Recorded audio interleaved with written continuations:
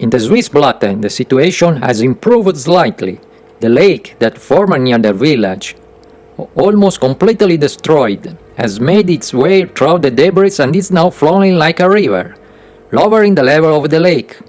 Its volume has decreased, meaning that the risk for the other village in the valley is now very low. The amount of rock and ice, estimated at 9 million cubic meters, that fell from the mountain was so large that the country's seismograph registered it as an earthquake throughout Switzerland. But these phenomena are not new in the Alps. We have to go back 34 years to find a much larger rock movement in the Alps. In the Swiss Randa, 35 kilometers south of Blatten, the hamlet of Lurch was partially erased by two landslides that occurred a month apart on April 18 and May 19, 1991. In total, almost 30 million cubic meters of rock collapsed onto the valley floor. There were no human victims, but dozens of sheep and horses were buried. The railway tracks on the road connecting the city of Zermatt to the rest of Switzerland were interrupted.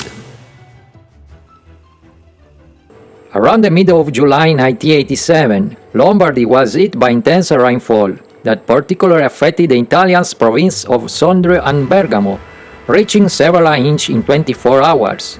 In the following days, on Mont Granier, located in Val Pola in Valtellina, a huge fracture was defined that was progressively extending, due to which it was decided to evacuate the inhabited centers in the area. As feared on the 28th, a gigantic landslide of 40 million cubic meters fell into the valley, completely destroying some of the village that had previously been evacuated. A team of workers and some residents of the Aquilone hamlet died under the landslide, which was not evacuated because it was considered out of danger. No one had in fact predicted the displacement of air on the force of the landslide, which rose for a few hundred meters on the opposite bank of the mountain. The people who lost their lives in this tragedy were 29. The debris of the landslide created a dam that interrupted the course of the Adda River, and the waters began to accumulate in a lake, causing new alarm.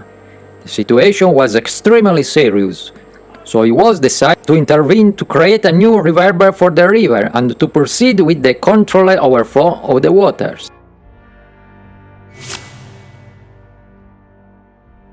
But the largest landslide in Alpine history is not remotely comparable to this. In the known history of the Alps, the largest collapse ever documented remains that which occurred in 1248 on Mont Granier, a French peak of the Chartreuse Massif between the French departments of Isère and Savoy.